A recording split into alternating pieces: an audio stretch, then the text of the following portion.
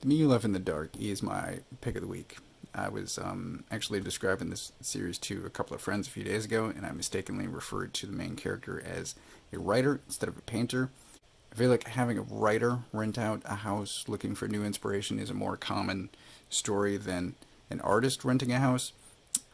So I got that wrong. But the series is excellent. Highly recommended, and I eagerly await future issues.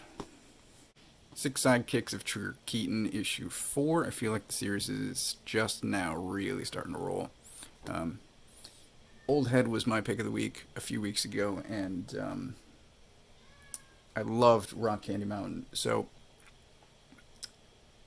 I had high hopes, high expectations for this, and issues 1 through 3 were just kind of a slow start. They weren't really as good, I thought, as previous Kyle Stark's books, but there's a point in here where there are 3 storylines going in 4 vertical columns. Like, this is really good. It's really well told. I'm enjoying it. It took a few issues to get started. Unbelievable Unteens number 2. Between this and Black Hammer Reborn, this is the current superior Black Hammer book. My criticism of, or my comment on Superman and the Authority is I feel like it's going to take the entire series to assemble the team. When this issue started, that was my fear here as well.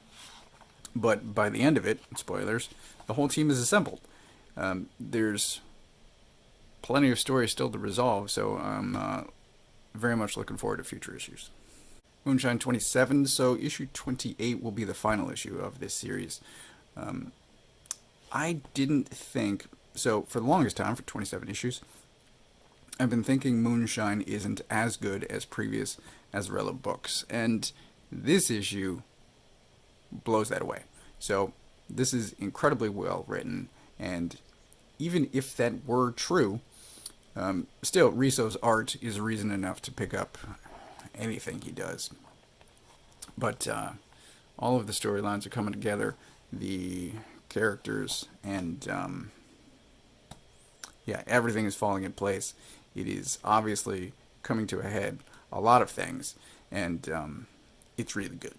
Infinite Frontier issue 6 is kind of a non-ending, and even this, we get 2 pages near the beginning of essentially all white. You get a sound effect.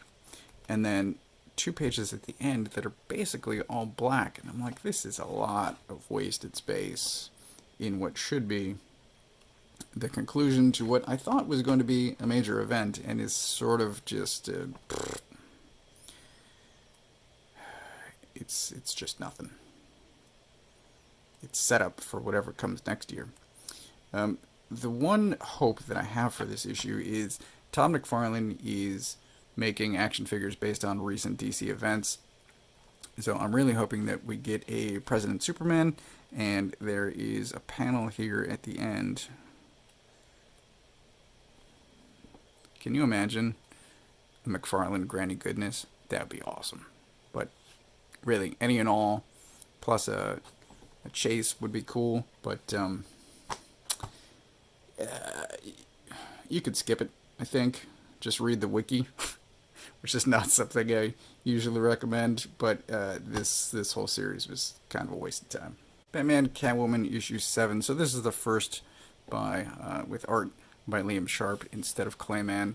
It's fine. I mean, I don't have a problem, I think I said before, with Liam Sharp. It's just I was expecting 12 issues of Clayman. I was planning to get the hardcover from the beginning and reread the whole series once it was complete, because you are seeing the story unfold at 3 different points in time, and I was going to reread the whole thing in a sitting just to make sure that I understood everything that was happening.